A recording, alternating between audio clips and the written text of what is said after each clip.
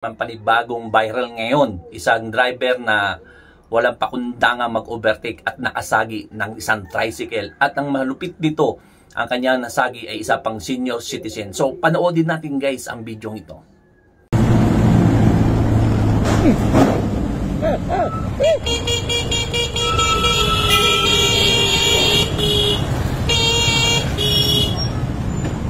Patay.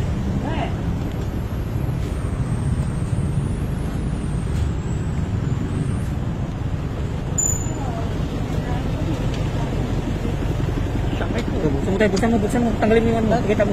Nag-ano ako eh, nag-overtake ako eh. Ba't nag-overtake ka? Nasa tabi. May tama boss, tingin. Opo. Yan o.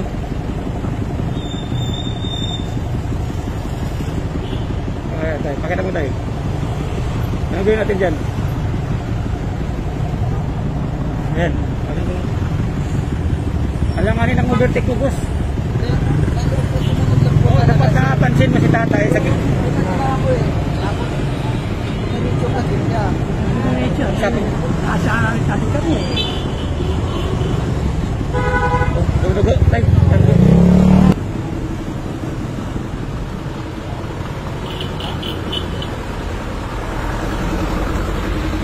kasi patay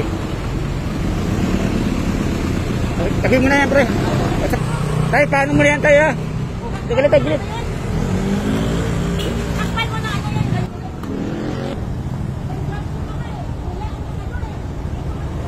aray, kali natin.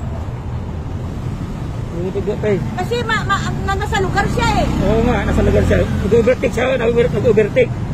Kaya yun ang ano yun. Ito. Lagyan ng ano yun.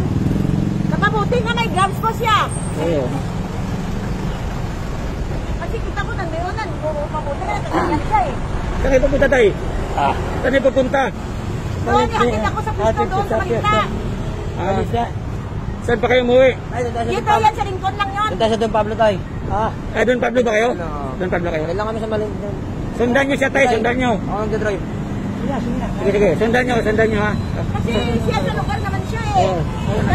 Nakita ko kasi sa likod ako eh. Sige boss. Nakita natin napakagrabe yung So nakita natin napakagrabe namang ginawa ng driver mag-overtake. Ano ba to? May lisensya kaya to o wala? Saan kaya to nakapag-aral at ganun siya magmaneho? Kawawa naman yung senior citizen na kanyo. Hindi lamang siya.